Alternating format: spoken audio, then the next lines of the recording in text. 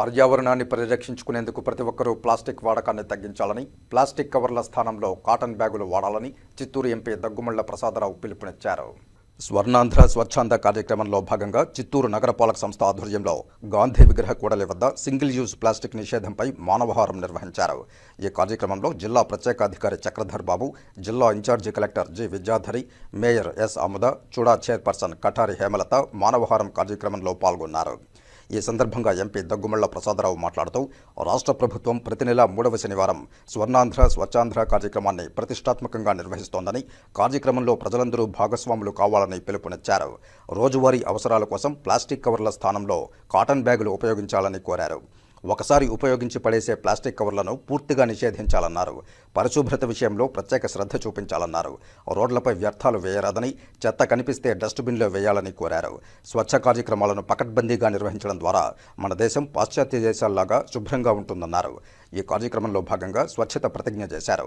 మహిళలకు కాటన్ బ్యాగులను పంపిణీ చేశారు. సింగిల్ యూజ్ ప్లాస్టిక్ వాడొద్దని, కాటన్ బ్యాగులు వాడాలని దుకాణదారులకు అవగాహన కల్పించారు.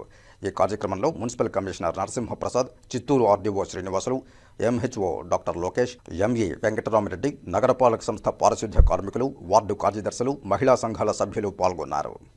హౌస్ వైఫ్స్కి, తర్వాత ఎంప్లాయీస్కి, బయట తిరిగే ప్రతి ఒక్కళ్ళకు కూడా ప్లాస్టిక్ వాడకాన్ని తగ్గించి మనం కాటన్తో చేసినవి, తర్వాత ఆరోగ్యకరమైన బ్యాగ్స్ వాడాలని చెప్పి ఒక అవేర్నెస్ క్రియేట్ చేస్తున్నాం. ఈరోజు ముఖ్యమైన ఉద్దేశం ఏంటంటే సింగిల్ యూజ్ ప్లాస్టిక్ని తప్పించాలని.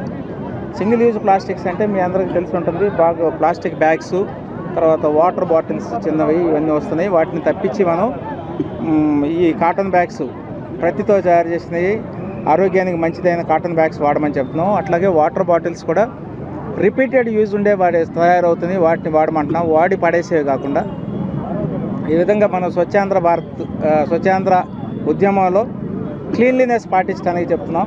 రోడ్ల మీద ఉన్న చెత్తని పడేయటమే కాకుండా మనం వెళ్ళేటప్పుడు ఏదైనా చెత్త కనపడితే దాన్ని తీసి డస్ట్బిన్లో వేయాలి. మనం పడేసే చెత్త కూడా మనం తీసుకెళ్ళి డస్ట్బిన్లో వేసే విధానం పాటించాలని చెప్పి మనం అవేర్నెస్ క్రియేట్ చేస్తున్నాం.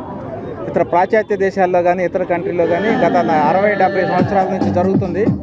ఇది మనం ఇప్పుడు ప్రధాని మోడీ గారు వచ్చిన తర్వాత ఒక నెక్స్ట్ 10-15 ఏళ్ళుగా నేను చేసుకుంటే మన భారతదేశం కూడా పాశ్చాత్య దేశాల్లాగా చాలా క్లీన్గా మన జీవితాలు బాగుండేటట్టు ఉంటుంది. కాబట్టి ఈ ఉద్యమం మనకి కంటిన్యూ అవుతుంది. ప్రతి నెలలో 3వ వారం చేస్తున్నాము.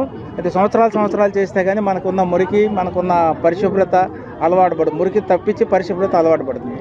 తర్వాత పర్సనల్గా కూడా అందరూ పరిశుభ్రత పాటించాలి.